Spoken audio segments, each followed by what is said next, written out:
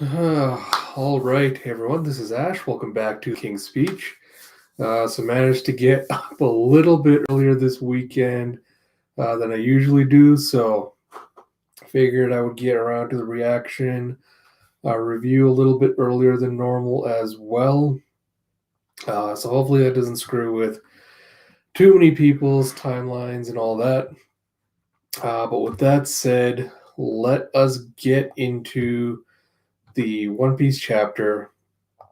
One Piece chapter 998, Ancient Types, by Ichiro Oda, translation by Stephen Paul, lettering by Vanessa Satone, as usual.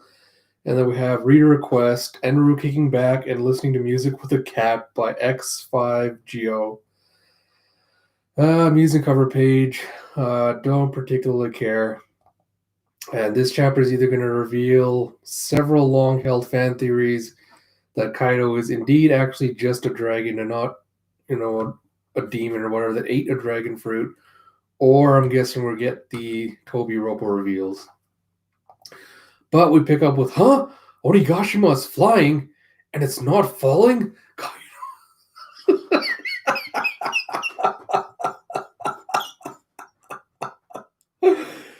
Kaido can do that? My god, Kaido's goons are so stupid. It's like, but also, what is Marco the Phoenix doing here? Whose side is he on? And he's like, yeah! And a chopper.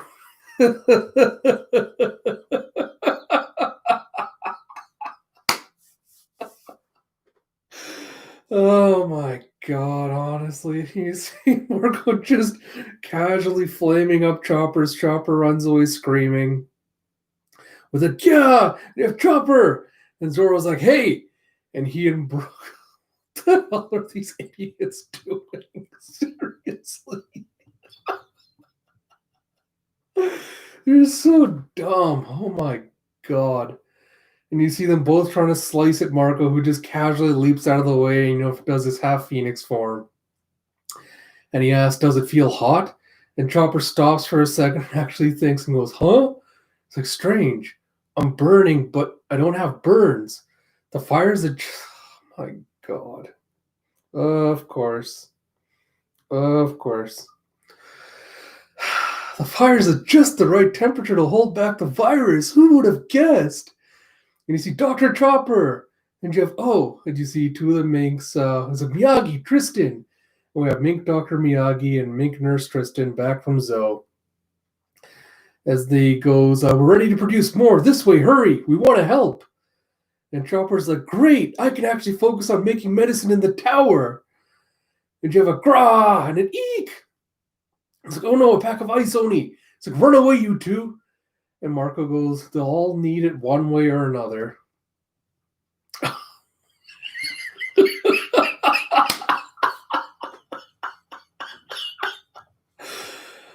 Oh, my God. Terrible pun. We have Phoenix Pyreapple, and you have, it burns. As it turns out, I'm pretty sure I called this in last week's reaction. I was talking about it. I was like half joking. But nope, it turns out Marco is going to pull a Mancherry. He's just blasting his flames around the entire room, covering everyone in it to slow the progress of the ice Onis. And you see, it burns! It's like, huh? It's actually not that hot. He's like, I feel the chill melting away. And you see the big rabbit Yakuza guy, was it Omasa? He's going, where am I? Jeff Boss Omasa's conscious again. Marco goes, there, I've got their body heat back up like you said. But if they run out of stamina, they'll turn right back into those monsters. And Chopper's like, thanks, are you all right, Miyagi? And you have Queen getting all pissed off going, Marco, what does he think he's doing here? You stay out of this. And you have, hey, steal those antibodies back on the double. You know the enemy isn't going to bother saving you. He's like, you think so? And Chopper goes, thank you. I can use this moment of respite to produce a bunch of antibodies. And you have Marco going, all right, I think I've got the handle on the situation here. Hey, Rorona, I'll fly you up to the roof if you want. You guys aren't meant to be slumming it against these no-names, yeah? Oh, my God. All right. And Brooks said, but we need to help Chopper. And you see, was it Hyogoro and the others, Yakuza leaders going, don't worry, Skeleton, we'll keep your raccoon dog friend safe. It's like, thanks, you guys. God. Apu just will not die as he gets up from the dead again and goes, wait up. You're not going anywhere. And you have Apu. And Chopper's like, shut the door. He's like, give back those antibodies. My life is over if I don't get them back. And you see him leaping towards Chopper as Brooke goes, he's a tough one. And you see a grower. You see Drake going into his full zone form as he just snaps at Pooh out of the air like a frisbee with an Yeah, former Toby Ropo, ex-Drake, Dragon Fruit, ancient type, Allosaurus model. So yeah, it looks like we're probably going to get all the Toby Ropo reveals in this chapter. And a reconfirmation of what the others are. The way Drake is drawn in this panel and the way it's all shadowed, his dinosaur form looks really, really skeevy. It looks like he's wearing a loincloth the way it's all shaded out. I don't know why it looks awkward, but it just looks super awkward. And you have, it's like Drake, so he's on the enemy side. And you have an oof as Drake just chomps up when it tosses him to the ground. And he goes, if you're capable of seeing me as a true ally, then go and leave this to me. And Zoro goes, well, at least you've got talent for picking the winning horse. And you see, fourth floor.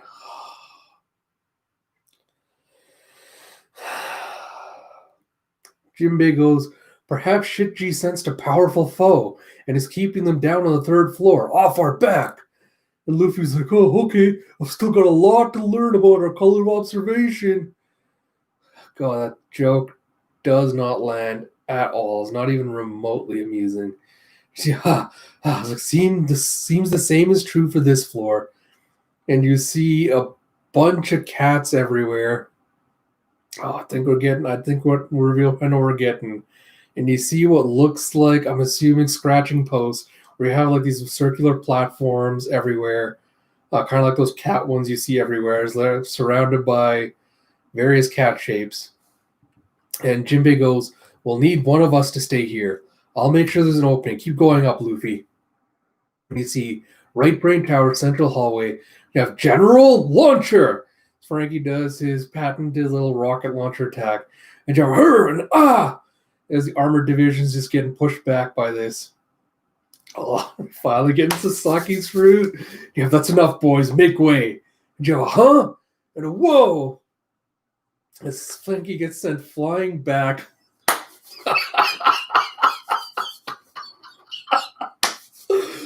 Oh, all right. It was not what I was predicting was going to be, but I still like this as he goes. I've had enough of you. It's like, yeah, Master Sasaki, get him for us. Frankie's like, a Triceratops. And you see Toby Ropo Sasaki, Dragon Fruit, ancient type, Triceratops model. I love this design. It's super badass looking. I honestly really love this. This is great. And you say, you can't do any damage now, robot. Frankie's like, so you were a dinosaur? And Sasaki goes, give up. I'm the most powerful kind of animal that ever existed. Nice. For anyone that's wondering, I thought he was going to be an Ankylosaurus, the one with a little club tail, but I guess Triceratops with the whole half circle cone head thing makes more sense as a shield in the armored division. Then we have Banquet Hall, third floors. Yeah. I'll talk about this at the end, but oh my god, always the least favorite part of any chapter. He's getting away. There's no escape. You see, hey, wait for us. Don't run away. And you see stupid ass Shitji still tied up, running away as fast as his stupid ass legs will carry him, with the snake gifter and the other kind of chasing after him, trying to snap at him. And you have not so fast. Why are you running? As he trips with an oof. And he's like, huh? What the hell is this? Man. All right. This one, I think, is the most disappointing reveal. because I know a lot of people predicted this last chapter or the chapter before, because of the webs Black Maria had behind her. I was kind of hoping it would be one of her subordinates that had this one, but either way, Thea, I thought you said you loved me. He's like, stay here forever, darling. I'll keep you as a pet. Because you have Toby Ropo, Black Maria, Spider Fruit, Ancient Type, Rose Miguel Gravogel Gravogeli model. I have no idea what the hell that even is. That is some obscure ass spider shit. And he's here surrounded by a bunch of her gifter subordinates. One has a snake head, two of them look like reptiles. One looks like some kind of weird wet water demon. One's got like the two horns growing out. I guess I'll address this more at the end, but I guess I'll address this at the end because I just noticed that. So Black Maria is like the lower half of the spider, like her human forms are coming out of it, but the spider has seems sentient because like the spider half seems sentient, where it's got its own mouth and like little eyes and everything. Doesn't I'll talk about this at the end. I have to kind of process thoughts on that because she looks like a gifter, but we've got confirmation here that she is an ancient Zoan type. I'll talk about this at the end once I have time to process thoughts a little bit. And Shichi goes, I've got to get out of here, but no matter which way I look, women. And you have Kya. It's like women, women. What is this place? Heaven? God, this guy is such a turd. And they're like, there's something wrong with this guy. Oh, you think? Oh, yes. Oh, yes. Oh, all right. Hands down. This is now Sasaki and Who's Who are always my two favorites out of the Toby Ropo, and I'm glad they both got the best looking design so far. As we have Big Cat Cafe, 4th floor, and you have just a bunch of cool cats all around. Oh, I love these designs. Yeah, well, great. Straw Hat's gone on, and he's sure to bother Kaido now. Would you stop picking on my subordinates? Have a little pride, former warlord of the sea. As you see, Toby Ropo, Who's Who, Cat Fruit, Ancient Type, Saber-Tooth Tiger model. I knew it. I called it. Oh, I'm excited for this. We see Who's Who just kind of laying there casually, smoking a cigarette in his full Zoan form. Oh, I love it. Love all of this. And Jinbei goes, I prefer more prestigious title, Helmsman of the Straw Hat Crew. Finally got that sweet confirmation that he is indeed the helmsman of the crew. And Tsutsu goes, oh, pardon me. I only thought of that because I saw you once when you were a warlord, but that doesn't matter. And Jinbei goes, maybe if I see your face, I'll recognize you. And Who's Who goes, heh, too bad you'll never see it.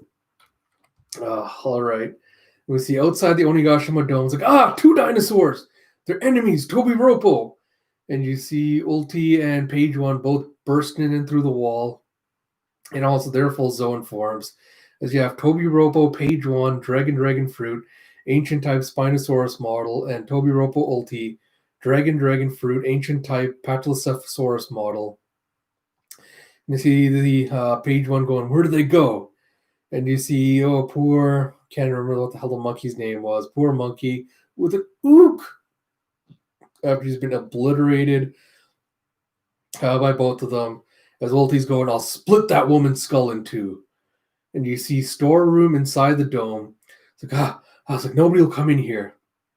And you see Momo going, what is this thing? And you see this giant dragon statue with this little kind of indent in it. And Yamato goes, a statue of a dragon. In the past, it was placed at the entrance to the island, but my friend destroyed it, so they discarded the statue here. And you have a friend? He's like, yes, a man who came here years ago to kill my father. And you see as Yamato's thinking back, he remembers the silhouette of Ace with his little fire fist. As we have next chapter hits, December 20th. And that was a short chapter, felt like, but all right, I guess. Thoughts, as usual, go from the start to the end and then kind of discuss it. So, I the part with Brooke and Zoro thinking that Marco was like out to hurt Chopper. He's like, yeah, it works as a gag, I guess. Ha ha ha! Look, Chopper's like so frightened and scared, but it doesn't make any sense for them at this point to think that Marco would be an enemy because I assume Luffy would have told them about what happened at Marineford, or they would have known that they had been allied with the Whitebeard pirates at some point. So it's kind of weird for them to assume that Marco had some kind of malicious intent when he just flamed Chopper. Right now, like I don't get what the point of that entire gag was. Just like it seemed like it was just for the sake of a gag. It's like ha ha ha! Look, Chopper's freaking out because he's on fire, but I don't know, it just seemed kind of unnecessary. Again, reiterate, Chopper, like, I don't know if Oda's going to be like, oh, Chopper's, okay. Because I guess part of this and how it plays out with Chopper really depends on what direction the next two chapters are going to be taking. Because we're two chapters away from 1000 now. And I think a lot of fans are kind of expecting something really momentous to happen on chapter 1000. I know a lot of them are kind of predicting that that's going to be the end of Act 3. Like, we're going to have some kind of huge, massive, tragic moment, and then boom, curtain rises on Act 3, or curtain falls on Act 3, and then we get, the next chapter will be reveals of whatever. I still don't think it's going to be that monumental for chapter 1000. But I guess I'll go to my ideas here before I kind of talk about Chopper more. Because I still think chapter 1000 is. Well, no. I'm hoping that chapter 1000 is going to end in a tragedy, but it'll really depend on what shape that takes and how that plays out. Because I think that'll kind of determine how all these various things kind of play out. Because this chapter, with all the Toby Roper reveals, getting all the confirmation of what their powers are, and us seemingly starting to get some kind of final matchups, make this seem like, we are getting to the climax. And I know I mentioned in my last week's video, I had to kind of confirm what Kaido's plan is for Onigashima, and whether him dropping it on the capital is going to be kind of the birdcage of this arc, or it's going to be something else different. So I went back and looked, and Kaido's new Onigashima plan was him saying that no, he's going to go and enslave the citizens of the Flower Capital, and then basically turn them into another workforce as well. So I don't think the birdcage is going to be Kaido dropping it on the Flower Capital and killing people. I think popular theory right now, a lot of people have kind of latched onto and support, is the idea he's going to drop Onigashima onto the top of the mount, like the Mount Fuji look like in the background of the Flower Capital. So I think a lot of people are speculating he's going to drop his fortress on there and basically make that his new headquarters. So if that happens, then I'm going to go back to my original theory and say that this arc is going to end when dawn breaks over Onigashima. And I think I'll wait till my pre-chapter 1000 video to kind of go really in depth into my idea of why I think that's going to be kind of like the ticking clock, as it were, because it's a little bit too. It'll be a bit too much of a divergence if I get into it here now. But I'm going back to that original idea now. Which brings me back to the Chopper stuff. So right now it feels like Oda's setting it up for Chopper's big kind of struggle is going to be him trying to create mass produce the antibodies and the antidote to the plague, while trying to struggle to like dodge everything else and everyone else. I I feel like that's a red herring. I feel like that's a cop out. I don't think that's going to be his struggle. Like Chopper hasn't had too much of a problem really kind of countering Queen's plagues and coming up with an antidote. So I don't think he's going to have too much trouble producing an antibody. But I'm going to wait to do the rest of the thought until I get to the end. It kind of connects to some other stuff at the end. But yeah, just keep a little kind of bookmark on that. And man, I'll have to go through my old video from last week and remember if I said it there, if it was on Twitter. But I'm pretty sure I called that Marco was going to pull a Mancherry and just zap everyone with his flame to help cure them or at least slow down the progress of the Ice Oni. Again, not super surprising. I don't know how I really feel about Marco just being like a walking plot device at this point, because ever since he's shown up, Oda's kind of just moved him to where he needs a plot convenient answer to something. And I'm hoping that there's more to it than that. I hope that Marco's entire role in this arc is not just going to be a plot device that just helps out wherever, and there's going to be more to it. Again, I have more in-depth ideas relating to him and his overall arc, but I'll save that for the pre-1000 video. But stuff like this is why it makes it really hard for me to pretend like Queen releasing his plays like the Ice Oni, or everyone kind of going like, "Oh, Bassa, please don't do it." Like none of that really lands with any kind of emotional impact because Oda immediately undercuts it with dumb shit like this, which is so predictable. You could see it coming from a mile away. And so, like, again, it's one of those things like, yeah, all right, fine. It makes logical sense and everything, but it's just not really compelling storytelling. But like I said, hopefully there's going to be a big turnaround coming at some point where shit starts to go south, but we'll have to wait and see because right now it doesn't look like it yet. That said, I don't know. Like, Apu's just. There was one moment earlier in this arc, I'm like, oh, finally, Apu's like, a bit of a compelling character. It'll be interesting to see what he's doing. And it seems like now, again, he's been kind of treated as a joke as well, where he's just like, getting cut down, gets back up, gets shut down again. So I don't know if we're eventually going to see a moment where Apu kind of is able to put his full kind of battle prowess on display, if he's ever going to get a moment like that. Because something else I was thinking about last week when I was kind of speculating which direction this arc would go, it occurred to me that we still haven't seen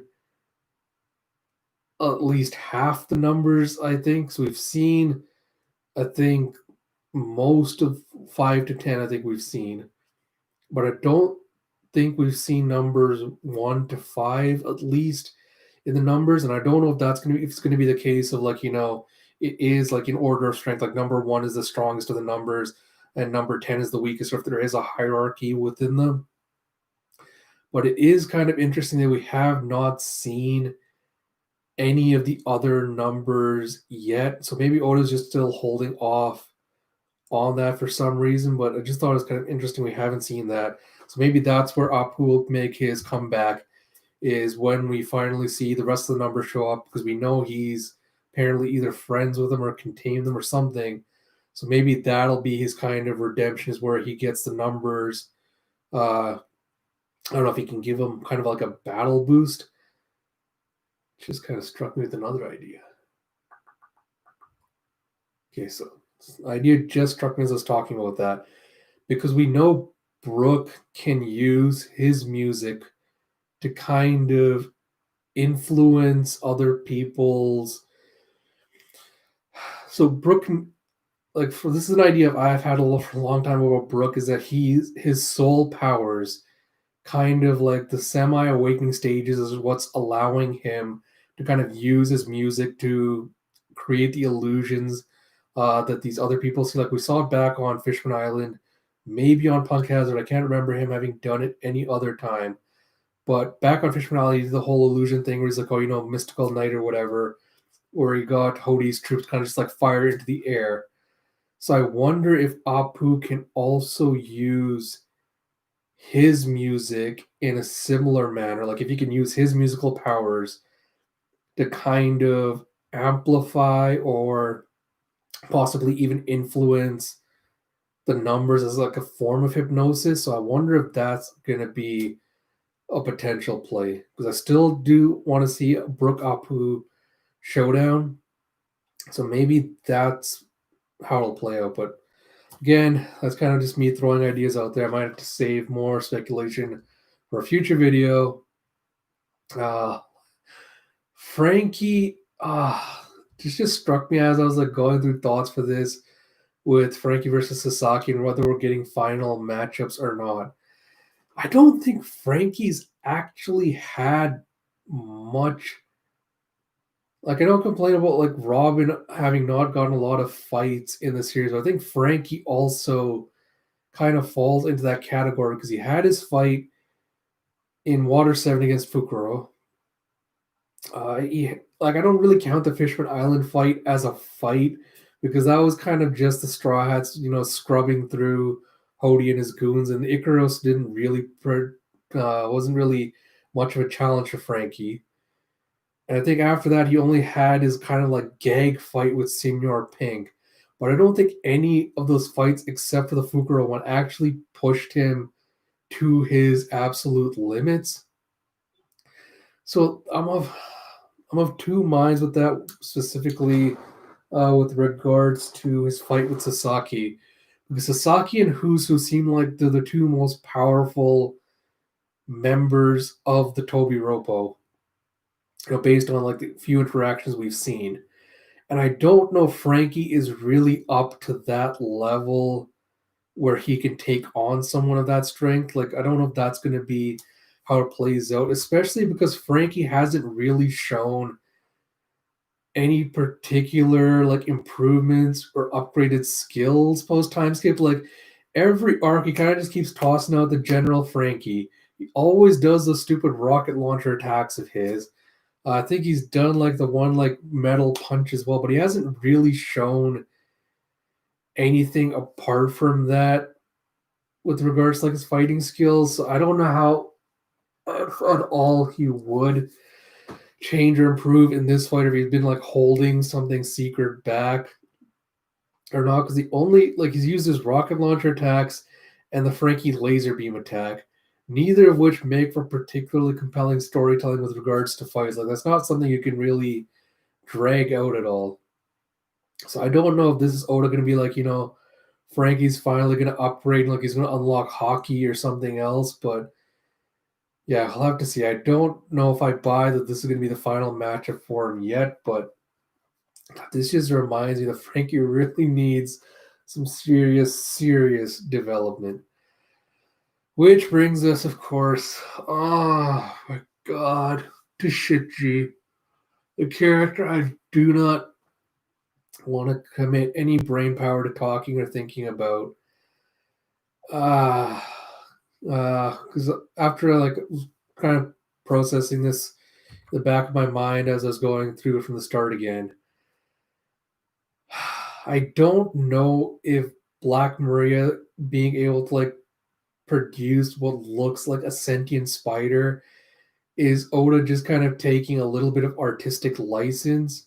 Because looking at this spread again, it's like, all right, he's obviously going for kind of like a yokai inspired theme with Black Maria and her various Goonies. With like the wet woman, the one with the horns, that like all look familiar as various types of yokai and demons. And I'm pretty sure Black Maria is supposed to be referenced to one. I think there's a famous like Spider Woman yokai reference as well. So I'm guessing that's why Oda decided to make her Zoan fruit such an outlier. Because uh, I am a little disappointed that it's going to be kind of like ending up like a generic spider, even if it is an ancient spider. I kind of wish she had a more interesting or unique fruit. But I guess we'll see what she's capable of once she actually gets serious and is forced to fight.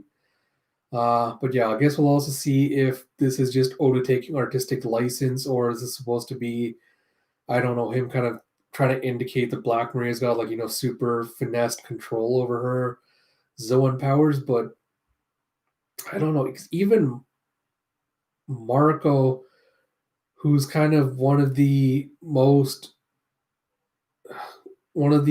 zone users we know that has a great level of like finesse and control over his fruit. Even the greatest master he showed is kind of just like transforming select body parts into various Phoenix parts as well. Even he hasn't grown a sentient Phoenix out of him. So I wonder if this is just Oda taking a little bit of artistic license, but I guess we'll see later. With that said, I don't know. Oda does these stupid fucking shitty gags with Shit G and his, oh my god, I can't fight women, I'm gonna run away because I'm a gentleman. I'm hoping it's not going to end up being a case of, Black Maria being like, oh, this guy's so noble and pure, and oh my god, no one's ever treated me crap like that. I hope that's not going to be the case. That said, I'm kind of jumping ahead a little bit here. I feel like the final matchup we'll get for Black Maria is I think she's going to be taking on Robin, because Robin was back on Thriller Bark. She faced that weird spider person, so I think this is going to be like Spider against a Spider round two. So I just had a thought. I wonder if Robin is going to create like a giant clone of herself to be able to fight Black Maria, because I'd really love to see that. If that's kind of like the next stage of Robin's thing, but we'll see. But I fully suspect that Robin's going to have to come in and rescue Sanji, and she's going to be Black Maria's final opponent, and that Shitji is going to end up facing Queen. Although I'm not sure if that's going to happen now or not. I'll get to the end because I have a very specific theory I want to toss that kind of relates to potential matchups and everything.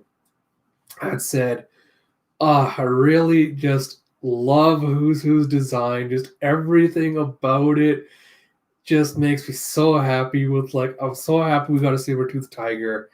I just love the badass little smoking thing.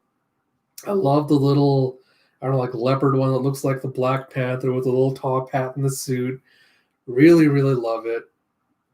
Oh god. First thought I have after as soon as I read this was, oh shit, are we gonna see the return of God. What's his face from Usopp's Village? The fucking guy with the shit on his Captain Kuro. And Captain Kuro went from being Gandalf the Grey to, the Pink Panther here, but I don't think that's gonna be it. I'm on of like two minds with regards to who's implied past or at least connection to Jinbei. Because on the one hand, I think a lot of people used to point to this out years ago when it first happened, that Jinbei's flashback during Fishman Island wasn't really like his flashback, because we didn't really get a good sense of Jinbei's kind of history or anything else, right? Like, we know what his dream is. He wants to ride on Luffy's ship to kind of unite people, end discrimination and all that. But unlike with, with all the other Straw Hats, we didn't really get as much of a personal connection with Jinbei in his backstory. Like, he was almost just an observer in the backstory, more so than an active and involved participant. So I'm curious if Oda's now kind of like trying to rectify for that and actually explore and talk about Jinbei's backstory. I think the one thing a lot of fans are kind of talking about, speculating on whether we get the answer to how he got it, is that little scar Jinbei has over his eye, like who he got it from and where he got it from. So I wonder if that's going to relate to Who's Who in some regard. So in that regard, I'm more interested in this just for getting more backstory and development for Jinbei. Apart from that, I'm not super into Oda being like, oh, let me tease another mystery. about these two characters' past that won't get absent for another 20 chapters. So we'll see where that is. Page one ulti. I don't know. Like, they're still idiots. I think we're eventually going to see Nami and Usopp having to take them out, which makes me wonder, is Nami, because I've been speculating and wondering like when the other Straw Hats would start developing their own hockey, and uh, Usopp finally kind of started getting his own in Dressrosa. We finally unlocked observation hockey. So I wonder if in this battle, the rest of the Straw Hats are slowly going to start awakening to their own hockey and start developing it. Because ever since Usopp developed his observation hockey, it's kind of weird that it hasn't even been mentioned or addressed or talked about or even being seen used since then. Like Usopp hasn't mentioned that, like, oh hey, I saw this weird vision, like what the hell is it? Like nothing like that. So I wonder if we're gonna finally like have him address the fact, like, oh hey, I've got observation hockey, like, I'm gonna start actually using and developing this power. But we'll see if that happens or not. And then this is another one where I'm again of like two minds with this weird ass, because this Ace stuff feels like a retcon. It feels like Oda just decided like he needed to suddenly add all this in, and it doesn't really make a ton of sense with everything that's come before. Because if Ace was on Wano years ago, and he apparently knew about the fact that Kaido was there and like the weapons factories and everything else, if he'd been in touch with Tama and everything else, it's kind of weird that then Whitebeard and Marco and the others would be like, oh yeah, we didn't get any news out of Wano. Oh, we didn't know anything that was happening. When Ace was apparently there, did some shit, and then left. And apparently, like, just never talked about it. Seems like kind of a weird thing to kind of just neglect. So I don't know how I feel about this. I don't know why Oda suddenly decided, like, oh, I'm going to develop Ace even more now after he's all dead. Like, what connection he's going for? Like, what connection he's trying to build between Yamato and Ace, and like, what the whole deal is. Although I wonder if he's doing this just to kind of cement a more direct and personal connection between more personal connection to try and justify Yamato eventually joining the Straw Hats and sailing off with them. Because I've still got my own biases for who I'd like to see join the Straw Hats, even though it's getting more and more unlikely with each chapter that passes by. But I will admit I am not opposed to the idea of Yamato joining the crew. We'll have to see how the rest of this arc plays out before I think we can kind of definitively say one way or another which way it's going to go. But yeah, the A stuff still feels like a weird retcon, especially. This is the other thing we're talking about, like power scaling in this series, right? And I know there's like a huge debate about like how well done it is in this. I do not for a second buy that Ace was powerful enough to be able to challenge Kaido, or even think he was be able to challenge Kaido and think he could win. Like, I don't buy that for a minute. Especially since like it seems like Ace did not even have hockey, at the point where he died at Marineford. I have trouble buying that he thought he could legitimately pose some kind of threat or challenge to Kaido. So yeah, I don't know. Like, it's gonna have to see how Oda decides like structure the story and everything, but it just feels weird and tacked on. Oh, that's it. There's another thought I had. What the hell was I gonna say?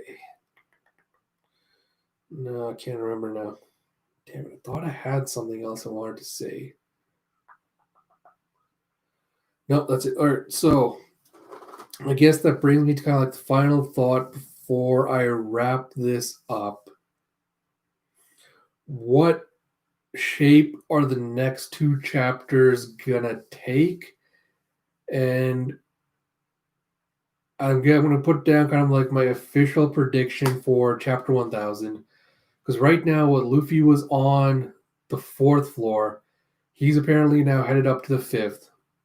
Because Jinbei stayed back on the fourth. And I think there's just the fifth floor, and then the roof is like the final one he has to get up to. So I think 999 is him going to be getting through the fifth floor.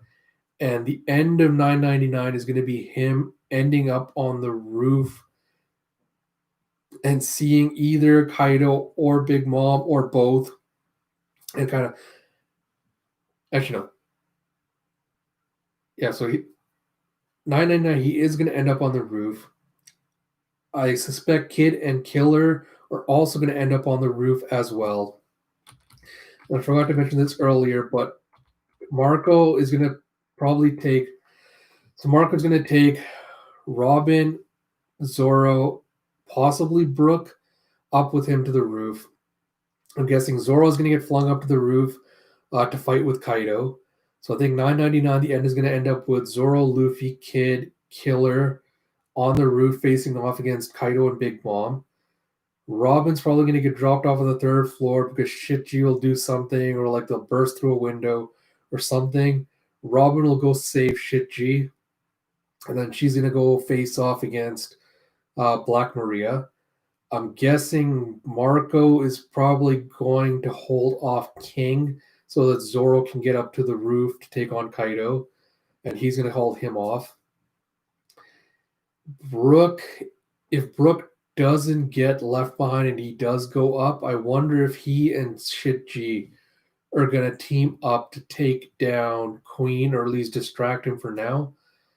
And then I think that's how it's going to end up. Is Chapter 99 is Zoro, Luffy, Kid, and Killer up on the roof, Marco holding off King, Queen distracted with something else, Shitji having gotten away from Black Maria, Robin facing off against her. And then Chapter 1000, there's two different ideas I kind of have for how it could play out. Either Zoro is going to cut Onigashima in half with Enma because of how enraged and pissed he is. Like during Chapter 1000, I suspect when he gets up on the roof, we're going to see a callback to kind of Dressrosa, where Luffy ended up on the roof. Doflamingo is bragging about how he's killed Law and Luffy's too late, etc. I expect we're going to see something similar with Kaido also making fun of them for having gotten up too late, with the scabbards looking beaten and bloodied. I don't suspect any of them are dead. Plenty of them have lost limbs, potentially, but I'm guessing Kaido's going to kind of egg those feelings on when they get to the roof. Big Mom and Killer, Kid and Killer are going to face off against Big Mom, Zoro and Luffy against Kaido. And I feel like Zoro's going to lose control of his swords because his anger is going to overpower him and let the swords take over. These are all ideas I'll have to go like really in depth in on my pre-chapter 1000 video because there's too many like dangling threads I kind of have to explain and put together to kind of form a full picture. But the way I see it is either Zoro cuts it, the island crashes into the ocean, and then that's how the Straw Hats and everyone get separated, with some of them falling off half the island, some of them staying with half the island. Or the other way I see it going is Zoro and Luffy get punted off by Kaido and tossed in the ocean as well. Because, again, I'll have to check on this chapter 1000. Okay? And I apologize for kind of keep punting it off by saying I'll talk about it later, but there's too many disparate threads I'm going to have to tie together. But this is this point I've been kind of harping on and going on about. Like, I'm committed to this idea. Because back when they're doing the reconnaissance, Sanji asked Shinobi, like, what are they doing? What are they building? And he saw the citizens of the Fire Festival kind of building those lantern ships, and it's like, this is the way we celebrate the Festival of the Dead. It's like a remembrance thing we send off. And ever since I saw that, I always immediately thought, all right, there's going to be some point during this arc where they're going to build a blimp, and we're going to see some aerial combat. And now the Kaido's literally got, floating island powers. It makes a lot more sense that they're going to have to build some kind of flying ships if he's going to actually put Onigashima on top of the mountain, or if he's just going to suspend it over the flower capital with his fire powers. And some of them get knocked off. They will need a way to get back up on there. And the thing that makes me a little bit more certain that this is a possibility is I went back to check on this, and when they first got to Onigashima, the samurai scuttled their boats because they're like, oh, this is our showing our determination for how we're not going to retreat. And they're all freaking out, be like, oh my god, we have to do this in Sunny too? And Jinbei specifically mentions, like, no, don't worry about it. We'll go hide the Sunny and a few other ships, out of sight just in case. That's what makes me more certain now that Onigashima is literally being lifted away and dragged to the flower capital. Unless the Sunny is somehow moored to a stone area inside that Onigashima mountain, whatever. If it's anchored out to sea, then that makes more sense to me. If they get knocked off into the ocean, they go to the Sunny, make it into a blimp, try to fly back onto the island. But we'll have to see. Like, it's still too early to kind of predict anything. And as much as I'd hope 998 would give me a little bit more clarity on which direction the next two chapters are going, it really didn't. It feels like Oda's playing his cards a little close to the chest until he gets to whatever he wants to do for chapter 1000. But 999, I think, will give us a more definitive answer for at least what shape the rest of this conflict is going to take. So probably have to wait for that to kind of confirm thoughts one way or another. So with that said, I think that's all my thoughts. So we're getting a chapter next week. And then after that, we have a break, and I think 1000 is coming out on January 3rd. So on, I think, December 27th, when we would normally get a One Piece chapter, I will do possibly a live stream of my pre-chapter 1000 video.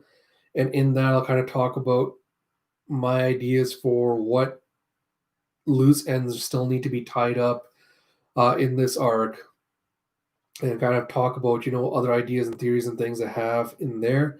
So I'll talk about that, and then we'll see how close I came to predicting things for the chapter 1000 reveal. But man, I can't believe we're getting to this point. We're going to hit One Piece chapter 1000, and Wano is nah. Because I think the official start of Wano was like 908, 909. Because I think 910 was when Luffy first set foot on Wano. So we're pretty damn close to 100 chapters for this arc, and Dressrosa is the only one in the series thus far that's kind of reached that.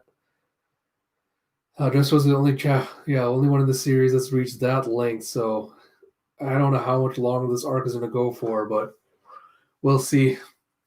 Because Dressrosa, I know there was a lot of arc fatigue where we got to 100 chapters. So I'm curious to see if there's any other fans that are feeling that same fatigue at this point, or if they're just, invigorated and excited by the potential that we're getting to the climax. We'll see. We'll see what answers chapter 1000 has for us. Hopefully it lives up to the hype, or else it's going to be a little bit disappointing if it turns out there wasn't anything particularly interesting happening. But yeah, try to get thoughts together for the next video. We'll see what else happens.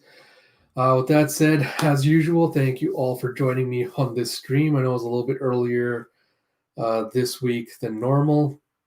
Next week, I'll try to see. I might do an early stream again, or I might be back to the normal time as it usually is. If anyone does have any preferences, if you prefer earlier or later streams, do let me know. Pretty flexible. I can always adjust my timings and everything based on that. As usual, if you like my content, please do like, subscribe, comment, all that good stuff. I'm only 15 subs away from 150, And while it's unlikely, it would be really great if I could potentially breach that goal by the end of 2020 and have at least something good come out of this terrible, terrible year.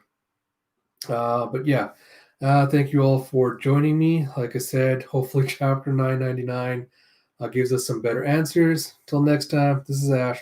Talk to you all later.